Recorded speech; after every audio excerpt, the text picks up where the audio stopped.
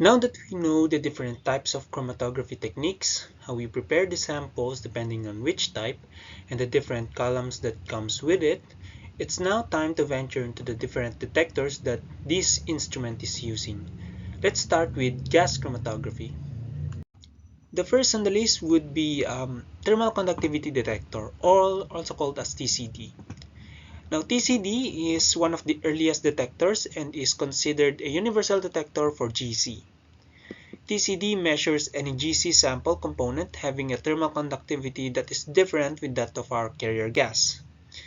It uses a single filament in a constant power DC supply and requires only one gas type to operate, either helium or hydrogen, since they are the one that have the highest thermal conductivity, but sometimes others uses nitrogen or argon, as can be seen in this table. Usually, TCD is used to detect inorganic gas and other components. The way TCD works is like this. When a voltage is applied to a filament, what happens is that it heats up. The steady state temperature depends on the applied voltage, the resistance of the filament, and the rate to which the filament loses heat to the surrounding. If a filament is immersed in a gas stream, any changes in thermal conductivity of the gas causes a change in filament temperature, thus changing the resistance. A rapid switching valve causes it to sample the carrier effluent and the reference gas alternately. If the two gas streams are identical and no resistance change, this means that we have no component present. However, when a component enters the detector, the filament temperature drops when the column flow is switched in and then recovers when the reference gas is switched in. The electronics senses this change and adjusts the power to the filament to keep the temperature constant. The power demand curve amplitude depends on the thermal conductivity difference between the column flow, where a component is present, and the reference gas. This is then plotted and ends up in a chromatogram. The next detector will be flame ionization detector, or also called as FID. The FID is the most commonly used general purpose GC detector. As the sample exits the column, it is burned in a hydrogen air flame and ionized particles are measured as an electrical current. The way FID detector works is that you create a hydrogen flame by burning air and hydrogen that is supplied from below.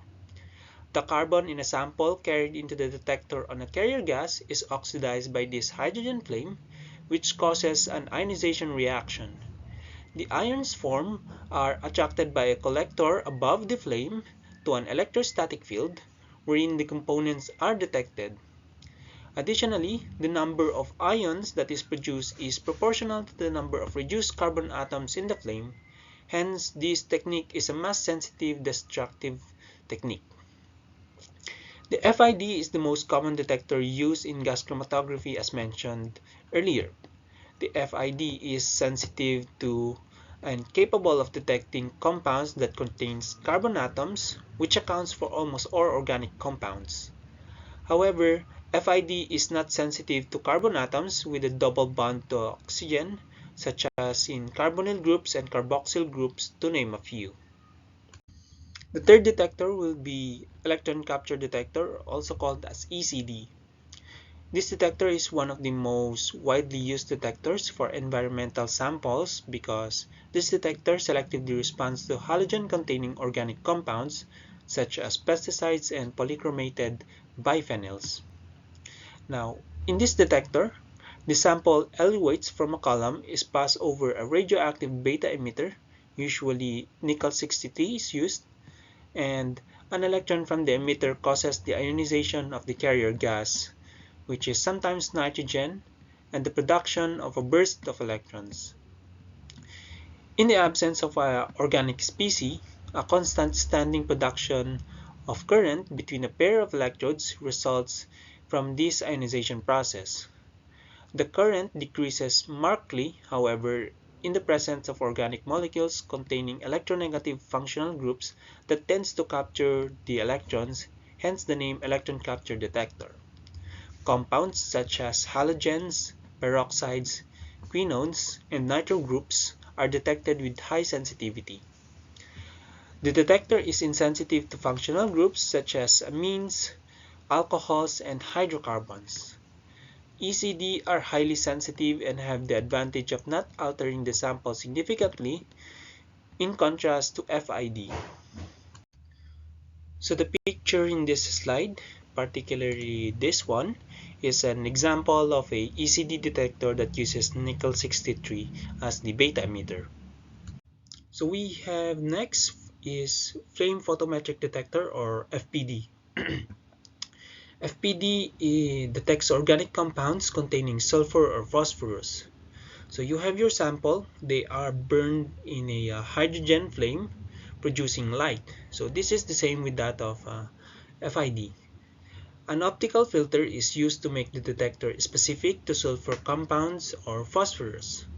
The filtered light is then detected using a photomultiplier tube, and after that it will be sent to a data processor which produces the chromatogram. So the picture here shows an example of the instrument.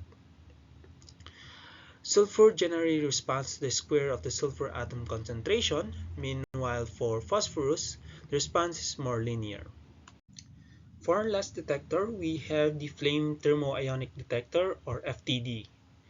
Now, FTD is a selective high-sensitivity detector for organic nitrogen compounds and inorganic and organic phosphorus compounds. The selectivity of the FTD for phosphorus compounds is not as good as that of the FPD, and the FTD does not react to inorganic nitrogen compounds. This detector works by, we have your sample, and the sample is passed through a glass bead. In this case, it is rubidium sulfate. This rubidium sulfate is electrically heated in the presence of hydrogen and air, and this forms a plasma around the bead.